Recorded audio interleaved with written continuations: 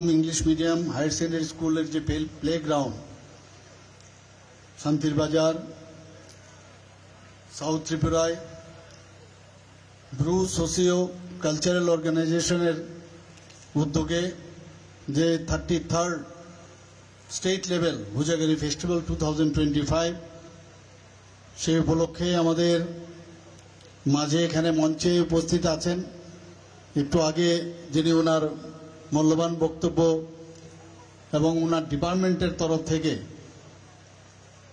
যে রিয়াং সম্প্রদায়ের জন্য কি কি কাজ করছেন মাননীয় প্রধানমন্ত্রীজি এবং এই ডিপার্টমেন্ট বিস্তারিত আলোচনা করেছেন। এই ডিপার্টমেন্টের মাননীয় মন্ত্রী শ্রী শুক্লাচরণ নুয়াতিয়া মহোদয় আমাদের মাঝে উপস্থিত আছেন। এই cultural organization Bru socio cultural অর্গানাইজেশনের আদরণীয় সভাপতি শ্রী শান্তি রায় রিয়াং মহোদয়, এখানে উপস্থিত আছেন অনারেবল এমএলএ শান্তির বাজার এই এলাকার শ্রী প্রমোদ রিয়াং মহোদয়, রাইমাবেলির যিনি অনারেবল এমএলএ উনিও ওনার বক্তব্য আমাদের সামনে রেখেছেন। শ্রীমতী নন্দিতা দেববর্মা রিয়াং, এখানে Shrimati Dolly Reang honourable EM TTA DC উনিও ওনার বক্তব্য আমাদের সামনে রেখেছেন। এখানে honourable MDC Shri Bhumikananda Reang, honourable MDC Shri Sanjeev Reang এবং এই জেলার সাউথ ডিস্ট্রিক্টের সম্মানীয় জেলা সভাধিপতি শ্রী দীপক দত্ত মহোদয় এবং এই ডিস্ট্রিক্টের যিনি ডিএম এন্ড কালেক্টর মোহাম্মদ এবং এই জেলার যিনি এসপি মহোদয় আছেন শ্রী মরিয়া কৃষ্ণ এন্ড এখানে এই কমিউনিটির যারা লিডার্সরা এখানে উপস্থিত আছেন এবং বিশাল সংখ্যা এখানে আমি দেখতে পাচ্ছি আমার ভাই ও বোনেরা এবং জনজাতীয় অংশের ভাই ও বোনেরা এখানে উপস্থিত আছেন এবং আমার প্রিয় সাংবাদিক বন্ধুরা সবাইকে আমি হার্দিক অভিনন্দন জানাচ্ছি যে আজকের 30তম রাজ্যভিত্তিক হজগরি উৎসব উপলক্ষে। I am very glad that you have invited me to come over here and really I am surprised that such a big crowd will be present here. I never have thought of. তো আমি অত্যন্ত আনন্দিত। আমরা সবাই জানি যে রিয়াং জনজাতি গোষ্ঠী এখানে দ্বিতীয় বৃহত্তম জনজাতি গোষ্ঠী হিসেবে পরিচিত এবং ত্রিপুরী জনজাতি গোষ্ঠীর পরেই এই রাজ্যে তাদের বসবাস। জানা যায় যে বর্তমানে যে বাংলাদেশের যে চট্টগ্রাম পর্বত সেখান থেকে ওনারা অনেক আগে ত্রিপুরাতে এসেছিলেন এবং বেশিরভাগ এই যে রিয়াং জনজাতি ত্রিপুরাতেই বেশিরভাগ থাকে, কিছু অংশ আমাদের যে নাইবারিং স্টেট আছে সে মিজোরাম এবং আসামে আছে, আমার পূর্ববর্তী বক্তা সেখানে বলেছেন। যদিও ত্রিপুরীদের সাথে তাদের ভাষার অনেক মিল আছে, তা সত্ত্বেও তাদের যে সংস্কৃতি রীতিনীতি এবং জীবনযাত্রা কিছুটা ডিফারেন্স আছে এবং রিয়াং জনজাতি গোষ্ঠী যারা ত্রিপুরাতে বসবাস করেন বেশিরভাগ দেখা যায় বিলোনিয়া, অমরপুর, লংতরাই বেলি, গন্ডাছড়া এবং কাঞ্চনপুর মহকুমায় তারা বসবাস করেন। আমি একটু আগে এমএলএ মহোদয়া নন্দিতাজিকে বলছিলাম যে যারা এই রিয়াং সম্প্রদায় দে আর ভেরি ব্রেভ এবং বেশি হিন্দু দেবদেবীদের পূজা অর্চনায় ওনারা করে থাকেন এবং রিয়াং জনজাতিদের অত্যন্ত আজকে একটু আগে আমরা যার কারণে আজকের এই ফেস্টিভ্যাল যে হুজাগুড়ি যে উৎসব সেখানে যে নৃত্য হজগরি নৃত্য আমরা দেখছিলাম কিন্তু কিছুটা এখানে মডিফাইড ওয়েতে সে হজগরি নৃত্যটা আমরা দেখলাম কিন্তু ট্রেডিশনালি যে নৃত্য সেটা আমরা সবাই জানি এবং এই নৃত্য কিন্তু এমনিতে না, অনেক এটার মধ্যে ব্যালেন্সের নৃত্য আমরা সবাই জানি। এবং এর জন্য যে দক্ষতা এবং তার জন্য যে নিপুণতা, তার জন্য অনেক প্র্যাকটিসের প্রয়োজন হয়। তো সেটা রিয়াং জনজাতিদের এই যে হজগিরি নৃত্য, তো ন্যাচারালি ওনারা যখন প্র্যাকটিস করেন সেই জিনিসটা ওনাদের আয়ত্তে আসে। একটু আগে আমার পূর্ববর্তী বক্তারা বারবার বলছিলেন যে এই হজাগিরি নৃত্য শুধু ভারতবর্ষে না, আমাদের স্টেটে তো আছেই, শুধু ভারতবর্ষে না, আজকে আন্তর্জাতিক স্তরেও এই হজাগিরি নৃত্য নিয়ে আমরা গর্ববোধ করি। এবং বিভিন্ন জায়গায় এই হজাগিরি নৃত্য দিয়ে আমাদের টিম, আমাদের ত্রিপুরা সরকার আইসিএ ডিপার্টমেন্টের তরফ থেকে এবং অন্যান্যভাবে আর্থিক সহায়তায় তাদেরকে বাইরেও পাঠানো হচ্ছে। হজাগিরি নৃত্য মূলত মাইলুমা ওর মাই কথাও নামে পরিচিত, যা আমরা সবাই জানি যে ফসলের উৎসব এবং ধন সম্পদ ও সমৃদ্ধির লক্ষ্যে লক্ষ্মী দেবীর আরাধনার একটা নিদর্শন হিসাবে এটাকে উদযাপিত করা হয়। সাধারণত এই যে নৃত্য, সেই নৃত্যের মধ্যে মাটির কলস থাকে, ছোট একটা তেলের বাতি থাকে, বোতল। আমি কথা বলছিলাম একটু আগে অন্যান্য যারা এখানে অতিথিরা আছেন যে রুমাল বা ফুল বা বাঁশের একটা বড় প্লেট এবং পোশাক এবং অলংকার, এইগুলো হচ্ছে এই হজাগিরি নৃত্যের একটা বিশেষ অলংকার। সেইগুলো নিয়েই সাধারণত এই ধরনের নৃত্য হয়ে থাকে এবং সাধারণত মহিলারাই কিন্তু এই নৃত্য পরিবেশন করে এবং পুরুষেরা তাকে যাতে বাদ্য বাজাতে পারে তাদেরকে অ্যাসিস্ট করার জন্য তারা সেখানে থাকেন। এবং তার যে নৃত্য শৈলী এবং তার যে ভঙ্গিমা, সেগুলো আমরা যখন দেখি বা যারা দেখে তাদের কিন্তু মনোমুগ্ধকর একটা অবস্থা দাঁড়ায় এবং যে কারণে আজকে তার আন্তর্জাতিক স্তরেও তার খ্যাতি অর্জন করেছে। আমাদের বর্তমান সরকার এই বিভিন্ন যে সাংস্কৃতিক সংগঠনগুলো আছে সেগুলো যাতে আরো বেশি করে, সেগুলো যাতে হারিয়ে না যায়, তাকে আরো বেশি রিফাইন করা যায় এবং ট্রেডিশনকে বজায় রেখে সেটা যাতে আরো প্র্যাকটিস করতে পারে, তার ব্যবস্থা আইসিএ ডিপার্টমেন্ট এবং ত্রিপুরা সরকারের তরফ থেকে আমরা বারবার চেষ্টা করি। এবং তার যে সঠিক পরিচর্যা, মাননীয় প্রধানমন্ত্রী জি বারবার বলছেন যে কোনো বিষয়ে যদি স্কিল ডেভেলপমেন্ট না হয়, এবং সেই স্কিল ডেভেলপমেন্ট সব জায়গায়, আজকে ডাক্তারই হোক, ইঞ্জিনিয়ারই হোক, সেই নৃত্যকলাতেই থাকুক, হস্তশিল্পীতেই থাকুক, তার ডেইলি আপডেট করতে হবে। সেই জায়গায় দাঁড়িয়ে আজকে আমাদের সরকার, আমরা চেষ্টা করছি যে তাদের কিভাবে আরো আলট্রা মডার্ন এবং আরো আপডেট করা যায় সেই ব্যবস্থা আমরা করছি। আরো রিফাইন যাতে হয়, যাতে মানুষ, সারা পৃথিবীর লোক সেগুলোকে দেখে এবং বুঝে। শুধু তাই নয়, এই যে হজাগিরি নৃত্য সেটা শাস্ত্রীয় সঙ্গীতের, শাস্ত্রীয় নৃত্য যেটা আমরা বলি, তার সাথে তুলনা করা আমি মনে করি সেটা সম্ভব। জনজাতি লোকসঙ্গীত, লোকনৃত্য, হস্তকারু, হস্তশিল্পী ইত্যাদির বিষয়ে আমরা বিভিন্ন কর্মশালা আমাদের আইসিএ ডিপার্টমেন্ট থেকে শিক্ষামূলক ভ্রমণ ও বিভিন্ন মেলার আয়োজনের জন্য আমরা এবার বাজেটে 3 কোটি টাকা আমরা রেখেছি। এটা প্রতি বছরই সেটা থাকবে। হজাগিরি নৃত্যের প্রসারে আমরা সবাই জানি যে প্রবীণ শিল্পী এবং গুরু সত্যরাম রিয়াং 2001-এ পদ্মশ্রী সম্মানে মাননীয় প্রধানমন্ত্রীজির কারণে তাকে ভূষিত করেন।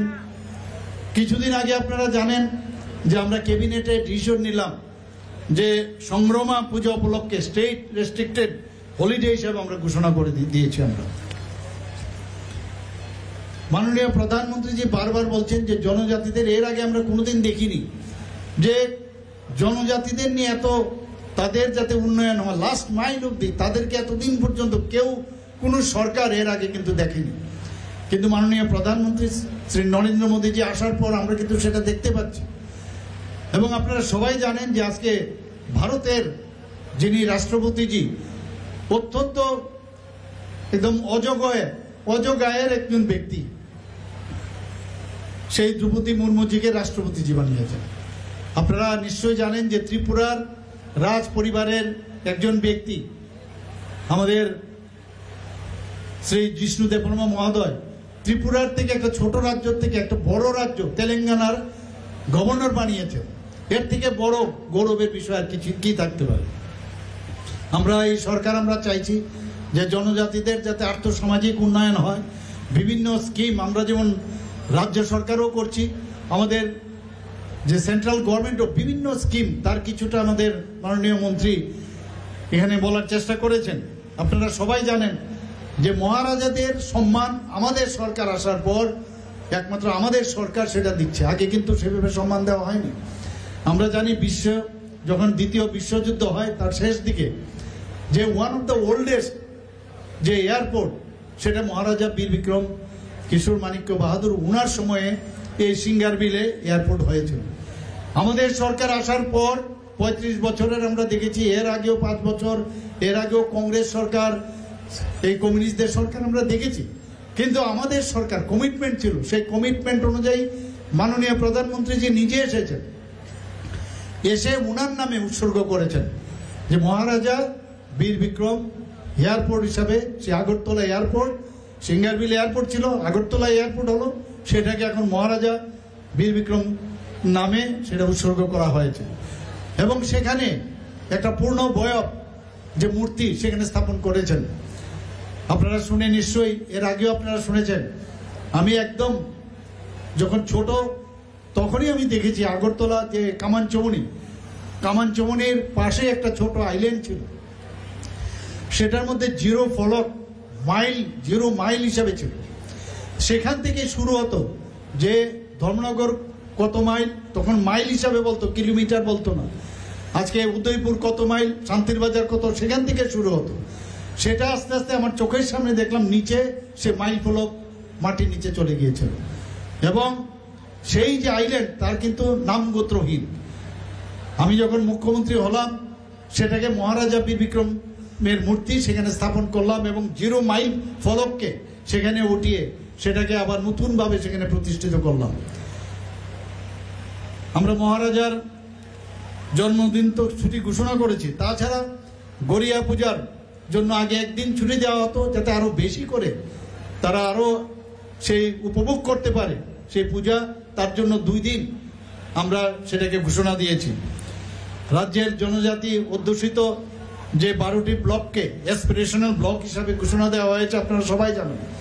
সেখানে শিক্ষা, যোগাযোগ ব্যবস্থা এবং সেখানে তাদের সোশিও ইকোনমিক্যাল কন্ডিশন যাতে ভালো হয় তার জন্য আমাদের এই সরকারি স্কিমের মাধ্যমে আমরা বিভিন্ন স্কিমের মাধ্যমে আমরা চেষ্টা করছি। আপনারা সবাই জানেন যে 16ই জানুয়ারি 2020 এই ব্লু রিয়াং শরণার্থীদের 23 বছরের সমস্যা, কোন সরকার এর আগে এই বিষয়ে কর্ণপাত করেননি। ক্রোকোডাইল টিআরসি আমরা শুনতাম, কুম্ভীরাশ্রু, কিন্তু আমাদের সরকার আসার পর মাননীয় প্রধানমন্ত্রীজির যে উনার যে চিন্তা ভাবনা সেটাকে এবং উনার মার্গদর্শনে উনার নির্দেশনায় আমরা কিন্তু এই ত্রিপুরা সরকার, মিজোরাম সরকার এবং ব্রু সম্প্রদায়ের মধ্যে আমরা চুক্তি স্বাক্ষর করি। আমরা আজকে এখানে যে রিসা পড়ছি সেই রিসা পাঁচরা জাতীয় এবং আন্তর্জাতিক স্তরে আপনারা সবাই জানেন যে জিআই ট্যাগ পেয়েছেন। এর আগে পদ্মশ্রী ত্রিপুরাতে কোনো এক নাগারে এইভাবে কেউ দেয়নি। আমাদের সরকার আসার পর মাননীয় প্রধানমন্ত্রীজি 2019 থেকে 2024 পর্যন্ত 7 জন জনজাতি লিজেন্ড ব্যক্তিদের পদ্মশ্রী সম্মানে ভূষিত করা হয়। একটু আগে এখানে বলা হয়েছে, আমাদের মাননীয় মন্ত্রী বলেছেন যে ক্যাবিনেটের ডিসিশন হয়েছে আমাদের যারা সমাজপতিরা যারা সমাজের জন্য কাজ করছেন তাদেরকে ভাতা 2000 টাকা করে আমাদের সরকারেই দেওয়া শুরু করেছিল। আমরা ডিসিশন নিলাম যে এখানে 2000 ওনারা যদি সমাজের জন্য কাজ করেন তাহলে সেটাকে আমরা কেন বাড়াবো না, তো সেই জায়গায় 2000 থেকে আমরা 5000 করলাম। শুধু তাই নয়, এখানে একটা ক্যাপিং ছিল, সেই ক্যাপিংটা কি, যদি কেউ সমাজপতি, কারণ এটা 3 বছর 2 বছর, এক এক জাতিগোষ্ঠীর মধ্যে 19টা জাতিগোষ্ঠী আছে আর সাব ট্রাইবস অনেক আছে, সেই জায়গায় এক একটা গ্রুপের এক এক নীতি নিয়ম থাকে, সেখানে ওরা এক একবার এক একজন সমাজপতি হয়। তো তার কেউ যদি কোনো সমাজপতি যদি সরকারি কর্মচারী হন বা রিটায়ারমেন্ট হয় তাহলে তাকে দেওয়া হতো। আমরা ডিসিশন নিলাম না, ওরা যদি সমাজের জন্য কাজই করে থাকে উনাদেরকে আমরা সাম্মানিক দিতে অসুবিধা কি? তো সেই 2000 থেকে আমরা এবার 5000 করেছি। শুধু তাই নয়, আমরা বলেছি যে এতে করে যে উইথড্র করলাম তাতে দেখা যায় যে 19টি জাতিগোষ্ঠী আছে ঠিকই, কিন্তু তারপরও 13 থেকে ম্যাক্সিমাম 14 জন জাতিগোষ্ঠীর সমাজভিত্তিক সিস্টেম সব জায়গায় নেই। তা আমরা বললাম, আমি যখন ক্যাবিনেটে চিফ সেক্রেটারি মহোদয়কে জিজ্ঞেস করলাম আমাদের রেজিস্ট্রিকৃত কতজন আছেন, তো মোটামুটি একটা রাফ আইডিয়া দিল 40+ আমাদের জাতিগোষ্ঠী আছে। আমি বললাম সমস্ত জাতিগোষ্ঠীর যারা সমাজ প্রতিভা বা সর্দার বা যেই নামেই যারা লিডার আছেন তাদেরকেও কেন না আমরা সেই 5000-এর আওতায় আমরা আনবো, কেন আমরা দেব না? তারাও সমাজের জন্য কাজ করছে। তা আমি সমস্ত ডিএম কে আমি বলেছি যাতে জানানো হয় কে কোথায় কোন জায়গায় আছেন। আমি যখন রাজ্যসভার সদস্য ছিলাম সেখানেও আপনারা জানেন যে মাত্র 3 দিনের মাথায়, প্রথম দিন আমি ভোট টেকিং নেই, সেকেন্ড টাইম আমাকে বলা হলো যে ডার্লং কমিউনিটি তাকে এখানে যেটা লোকসভার থেকে পাশ হয়েছে কিন্তু রাজ্যসভায় যতক্ষণ ধরে পাশ না হবে সেটা আইনে পরিণত হবে না, তাদেরকে ট্রাইবেল করে যাতে সংযুক্তি দেওয়া হয় তার জন্য আপনার বলতে হবে। আমাকে অল্প সময় দিল, সেখানে আমি এই ডার্লং কমিউনিটির উপর সেখানে আমার বক্তব্য পেশ করেছি এবং তারপরেই আজকে ডার্লং কমিউনিটিও কিন্তু ট্রাইবেল গ্রুপের মধ্যে চলে এসছে। তো সেইভাবে আমাদের যে ইচ্ছা, জাতি জনজাতি মিলে আমরা এই ত্রিপুরাতে আমরা সবাই সুন্দরভাবে বসবাস করি, একজনে আরেকজনের হাত ধরে আমরা কাজ করি, সেই দিশায় আমরা কাজ করছি। বড়মুড়া পাহাড়ের নাম হাতাইকোতর আমরা দিয়েছি, গন্ডাছড়ার নাম গন্ডা তৈসা করেছি, 18 মুড়া পাহাড়ের নাম হাচুক বেরেম করেছি। এইভাবে অনেক নদী, আপনার বিভিন্ন যে পাহাড় পর্বত বিভিন্ন জায়গার নামাকরণ আমরা চেষ্টা করছি দেওয়ার জন্য। গত 4ই সেপ্টেম্বর 2024 কেন্দ্রীয় স্বরাষ্ট্রমন্ত্রী শ্রী অমিত শাহজির উপস্থিতিতে আমিও সেখানে গিয়েছিলাম। সেখানে ভারত সরকার, ত্রিপুরা সরকার, NLFT এবং ATTF একটা চুক্তি সম্পাদিত হয় এবং 24শে সেপ্টেম্বর ত্রিপুরাতে যখন আমি ব্যাক করি সেখানে 2024-এ 4ই সেপ্টেম্বর 2024-এ যখন সেই আমাদের এই যে চুক্তি সম্পাদন হয়, তো সেটা 24শে সেপ্টেম্বর 2024-এ সমস্ত ATTF এর সদস্য এবং NLFT-র এরা অস্ত্র আমার সামনে ওরা অস্ত্র সমর্পণ করেন। আপনারা সেভাবে যে টার্গেট দেওয়া হয়েছে তাদের যে সুযোগ সুবিধা কতগুলো নিয়ম নীতি আছে সেগুলোকে ফলো করে তাদেরকে রিহ্যাবিলিটেট করার প্রচেষ্টা চলছে এবং কাজও চলছে। যা যা দরকার ওনাদের ব্যবস্থা, পুনর্বাসনের ব্যবস্থা করেছেন, যেভাবে আমাদের ব্রু রিয়াং শরণার্থীদের যেভাবে করেছেন সেইভাবে আমাদের মাননীয় স্বরাষ্ট্রমন্ত্রীজি, মাননীয় প্রধানমন্ত্রী নরেন্দ্র মোদীজির যে মার্গদর্শনে সেই কাজটা আমরাও করছি। এখানে বিভিন্ন জেলাতে 84টি যে বনধন বিকাশ কেন্দ্র আমাদের সরকার স্থাপন করেছেন। এখানে আপনারা সবাই জানেন যে ঝাড়ু, আমলকি, তেঁতুল, গন্ধকি, তাছাড়া বনজ দ্রব্য সংগ্রহ এবং তাকে ভ্যালু এডিশন যদি করা যায় তাতে করে তার দামও বাড়ে এবং তাতে করে আর্থিক যে সুবিধা, আর্থিক উন্নয়ন সেটা কিন্তু জনজাতিদের মধ্যে সেটা হয়। আপনারা আমাদের ওয়ার্ল্ড ব্যাংক থেকে আমরা প্রায় 1400 কোটি টাকা খুব অল্প সময়ের মধ্যে দু বছরের মধ্যে আমরা 1400 কোটি টাকা আমরা লোন নিয়েছি। সেই তাতে করে 12টি অ্যাসপিরেশনাল ব্লক সহ 23টি জনজাতি যে অধ্যুষিত এলাকা, সেখানে শিক্ষা, যোগাযোগ এবং জীবনযাত্রার মান যাতে উন্নয়ন করা যায় সেই যে আমাদের যে প্রকল্প, যে Tripura rural economic growth and service delivery প্রকল্প, সেটাকে বাস্তবিত আমরা করছি। মুখ্যমন্ত্রী জনজাতি বিকাশ যোজনা এখন পর্যন্ত 9326 জন জনজাতি সুবিধাভোগীকে 25,000 টাকা করে আমরা আর্থিক সহায়তা করছি এবং এর জন্য ব্যয় হয়েছে প্রায় 23,31,50,000 টাকা। যদি শিক্ষাক্ষেত্রের কথা বলি, মোট 3টি ডিগ্রি কলেজ হোস্টেল নির্মাণ হয়েছে, মহিলা কলেজ আগরতলা, আম্বেদকর কলেজ ফটিকরায়ে এবং গন্ডাছড়া সরকারি কলেজে। হোস্টেলের যে আবাসিকরা আছেন তাদের ভাতার হার 2023 সালে 55 রুপিস থেকে বৃদ্ধি করে এখন 80 টাকা করা হয়েছে, যার ফলে 460টি যে হোস্টেল আছে 34,000-এরও বেশি জনজাতি ছাত্রছাত্রীরা উপকৃত হয়েছেন। 6ষ্ঠ থেকে 8ম শ্রেণীর ছাত্রছাত্রীরা প্রি মেট্রিক বৃত্তি বছরে 400 টাকা থেকে বাড়িয়ে আমরা 1000 টাকা করেছি।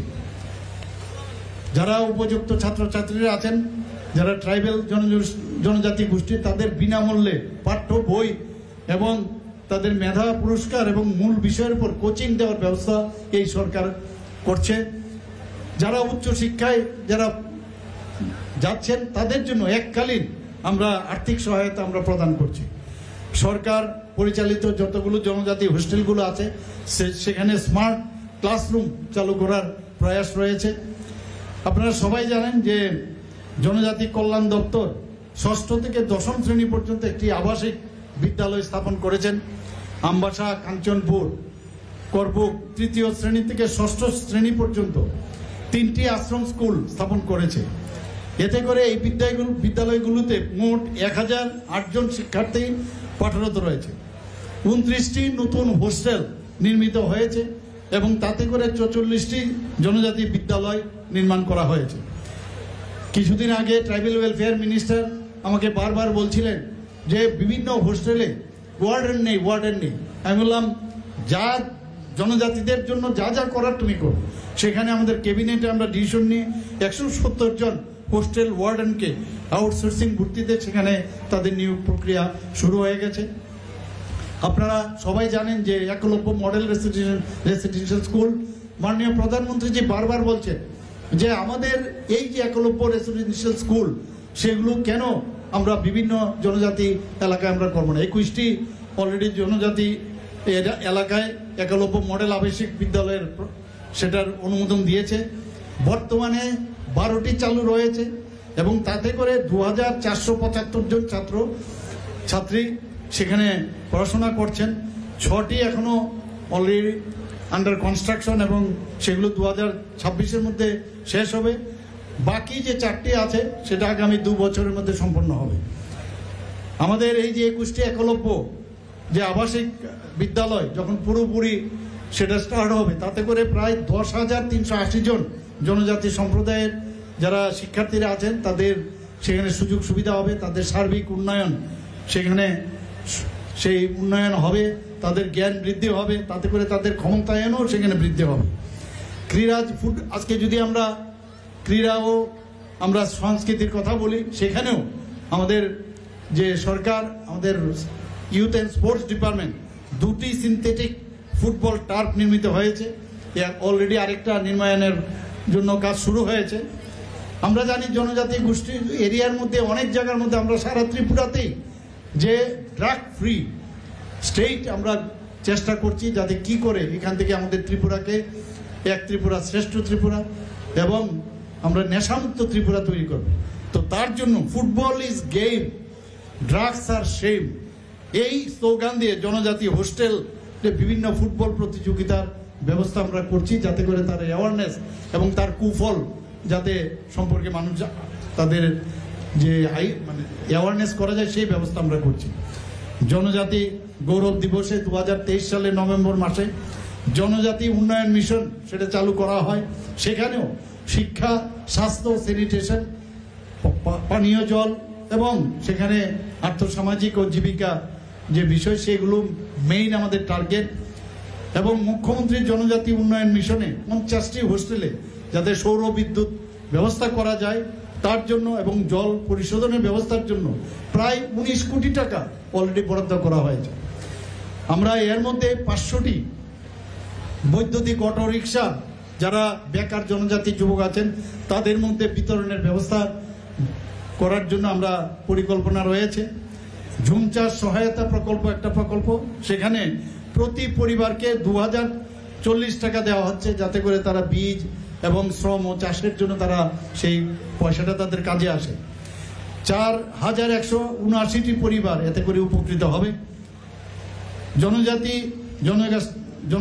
জনজাতি জনগোষ্ঠীর সার্বিক উন্নয়নের একটু আগে আমার মাননীয় মন্ত্রী বলেছেন যে 2024 প্রধানমন্ত্রীজি 2রা অক্টোবর যে 2024-এ ধরতি আবা জনজাতি গ্রাম উৎকর্ষ অভিযান শুরু করেছিলেন। তাতে করে আমরা প্রায় বিভিন্ন জায়গায় শিবির আয়োজন করেছি এবং সেখানেও প্রায় 12 লক্ষের উপরে জনজাতি যারা নাগরিকরা আছেন সেই সুযোগ ওনারা পাচ্ছেন এবং মেইন যে মৌলিক সুবিধা তারা যাতে পেতে পারে তার ব্যবস্থা আমরা করছি। সেখানে তাদের পরিচয়পত্র, আর্থিক অন্তর্ভুক্তি, স্বাস্থ্য ব্যবস্থা এবং বিভিন্ন কল্যাণমূলক কাজ যাতে দেওয়া যায় সেই অ্যাওয়ারনেস যে প্রোগ্রাম সেখানে আমরা বিভিন্ন মেলার মাধ্যমে সেই কাজটা আমরা করছি। শুধু তাই নয়, এখানে যাতে সেই কাজটা প্রপারলি হয় তার জন্য বিভিন্ন যে আমাদের মন্ত্রীরা আছেন তাদেরকে প্রভারী পর্যন্ত নিযুক্ত করা হয়েছে।